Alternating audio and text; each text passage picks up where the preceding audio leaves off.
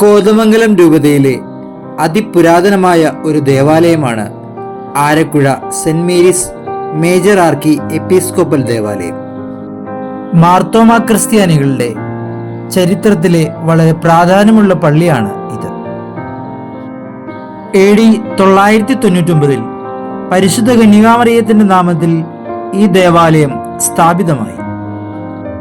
1891 പ്രദേശത്തെ ആദ്യത്തെ ഫൊറോന പള്ളിയായി ഈ പള്ളി ഉയർത്തപ്പെട്ടു.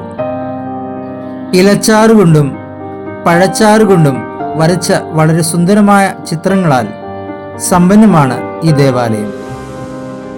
ഈ ദേവാലയം കടമറ്റം പള്ളിയുടെ അളവെടുത്താണ് നിർമ്മിച്ചത്. എന്നാൽ അളവെടുത്തപ്പോൾ പള്ളിയുടെ ഉള്ളളവാണ് എടുത്തത്.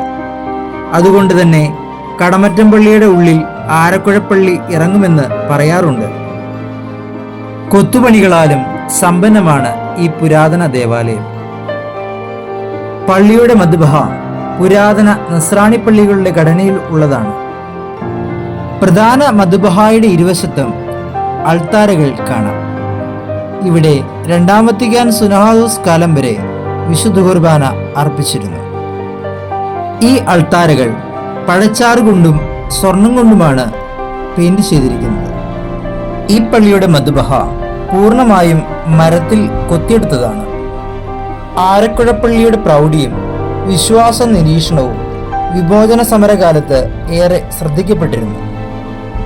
കൂനംകുരിശ് സത്യത്തിന്റെ കാലത്ത് ആരക്കുഴ സുറിയാനി ക്രിസ്ത്യാനികളുടെ ഈറ്റിലമായി നിലകൊണ്ടിരുന്നു.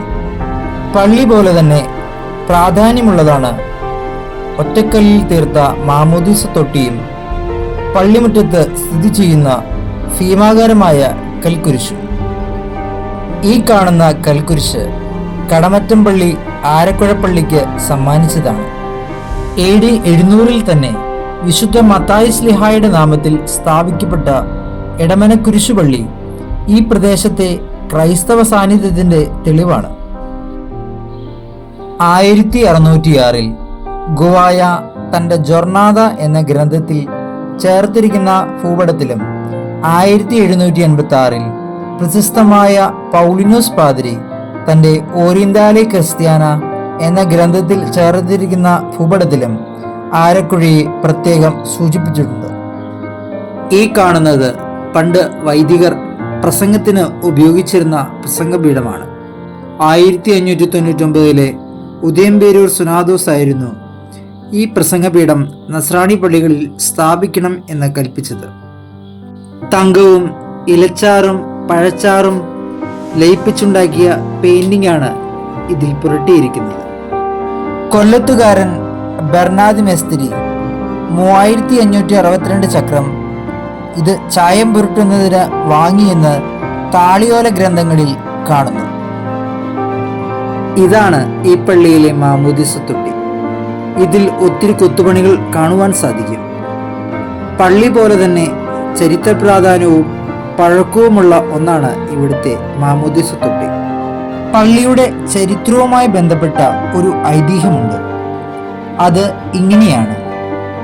ഉണ്യാതിരി എന്ന് പറയുന്ന നാട്ടുപ്രമാണി ഒരു വ്യക്തിയെ ഈ പള്ളിയുടെ ആനവാതിലിന്റെ ഇവിടെ വെച്ച് വെട്ടിക്കൊന്നു. അതിനാൽ ആരക്കുഴ മുത്തി കോപിഷ്ഠയാവുകയും 18 മാസക്കാലം ഇവിടെ മഴ ലഭിക്കാതിരിക്കുകയും ചെയ്തു. മഴ ലഭിക്കാത്തതിന്റെ കാരണമന്വേഷിച്ച് ജോൾസിന്റെ അടുത്ത് പ്രശ്നം വെച്ചപ്പോൾ ആരക്കുഴമുത്തി കോപിഷ്ഠയായതാണ് ഇതിന്റെ കാരണമെന്നും ഇതിന് പരിഹാരം ചെയ്താലാണ് വീണ്ടും മഴ പെയ്യുകയുള്ളൂ എന്നും അറിയിച്ചു. അങ്ങനെ പരിഹാരമായി 18 പറയുടെ അരി കൊണ്ട് പാച്ചോർ നേർച്ചയുണ്ടാക്കി വിതരണം ചെയ്തു. അങ്ങനെ ചെയ്തു കഴിഞ്ഞപ്പോൾ ആ പ്രദേശത്ത് ശക്തമായി മഴ പെയ്യുകയും വെള്ളപ്പൊക്കം ഉണ്ടാവുകയും പുണ്യാതിരി ഇല്ലത്തിലേക്ക് തിരികെ പോകുവാൻ പറ്റാതെ വരികയും അദ്ദേഹം ഊട്ടുനേർച്ച ഉണ്ടാക്കിയ ചെമ്പിൽ കയറി തിരികെ പോയി എന്നുമാണ് ഐതിഹ്യം പറയുന്നത്. ഈ സംഭവത്തെ സൂചിപ്പിക്കുവാനായി ഉണ്യാതിരി ചെമ്പിൽ യാത്ര ചെയ്യുന്ന ഒരു പ്രതിമ പള്ളിയുടെ മ്യൂസിയത്തിൽ സൂക്ഷിച്ചിട്ടുണ്ട്. ഈ പള്ളിമുറിക്ക് പ്രത്യേകതയുണ്ട്. പല വിശുദ്ധാത്മാക്കളും ഇവിടം സന്ദർശിച്ചിട്ടുണ്ട്.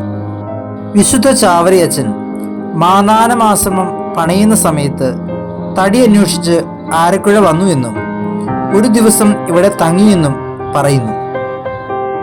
ദേവദാസൻ വർഗീസ് പയ്യപ്പള്ളി അച്ഛനും ഈ പള്ളിയിൽ വികാരിയായി ഇവിടെ താമസിച്ചിട്ടുണ്ട്. പള്ളിയോട് ചേർന്ന് ഒരു ചരിത്ര മ്യൂസിയം സ്ഥിതി ചെയ്യുന്നു. അവിടെ പുരാതനമായ തിരുവസ്ത്രങ്ങളും മറ്റും സൂക്ഷിച്ചിട്ടുണ്ട്. ഇവിടെ പഴയകാല ഛായാചിത്രങ്ങളും പഴയ ഗ്രന്ഥങ്ങളും സൂക്ഷിച്ചത് നമുക്ക് കാണാവുന്നതാണ്. പള്ളിയുടെ അൾത്താരയുടെ വലത്തുഭാഗത്തായി ഒരു കബറിടമുണ്ട്. അത് പുണ്യശ്ലോകനായ ജേക്കബ് ഓണാട്ടച്ചന്റെ കബറിടമാണ്. അദ്ദേഹം ഒരു വിശുദ്ധ ജീവിതം നയിച്ച വ്യക്തിയും ജപമാലയോട് ഏറെ ഭക്തിയുള്ളവനുമായിരുന്നു. ഓണാട്ടച്ചൻ ഈ ഇടവക്കാരൻ തന്നെയായിരുന്നു. തൻ്റെ വിശ്രമകാലം 20 വർഷം അദ്ദേഹം ഇവിടെയാണ് ചിലവഴിച്ചത്. അദ്ദേഹത്തിൻ്റെ കബറിടത്തിൽ എപ്പോഴും ധാരാളം ആളുകൾ വന്ന് പ്രാർത്ഥിക്കുകയും അനുഗ്രഹം നേടുകയും ചെയ്യാറുണ്ട്. അദ്ദേഹം സ്ഥലത്തിൻ്റെ ദൂരം പറഞ്ഞിരുന്നത് കിലോമീറ്റർ എന്നല്ല, ഒരു കൊന്ത ചൊല്ലുന്ന സമയം, 2 കൊന്ത ചൊല്ലുന്ന സമയം എന്നാണ് അദ്ദേഹം പറഞ്ഞിരുന്നത്. ജനുവരി 20 ഓണാട്ടച്ചൻ്റെ ഓർമ്മ ഈ പള്ളിയിൽ ആചരിക്കുന്നു. 1000 മാപ്പിളമാർക്ക് വേണ്ടി 1000-ൽ വെച്ച പള്ളി എന്നാണ് ആരക്കുഴപ്പള്ളി അറിയപ്പെടുന്നത്. റാത്തപ്പള്ളി മുത്തി എന്ന് പറയുന്ന ധനികയാണ് ഈ പള്ളി വയ്ക്കുവാൻ സ്ഥലം നൽകിയത്. സീറോ മലബാർ സഭയുടെ തന്നെ അഭിമാനമാണ് ഈ ദേവാലയം. മാർ ജോർജ് ആലഞ്ചേരി പിതാവ് ഈ ദേവാലയത്തെ മേജർ ആർക്കി എപ്പിസ്കോപ്പൽ ദേവാലയമായി പ്രഖ്യാപിച്ചിരുന്നു. ഈ പള്ളിയുടെ അടുത്താണ് ആരക്കുഴ മലയക്കുരിശ് തീർത്ഥാടന സ്ഥലം സ്ഥിതി ചെയ്യുന്നത്. ആരക്കുഴ മലയക്കുരിശ് തീർത്ഥാടന സ്ഥലത്തെക്കുറിച്ച് വേറൊരു വീഡിയോയിൽ വിശദമായി വിവരിക്കാം.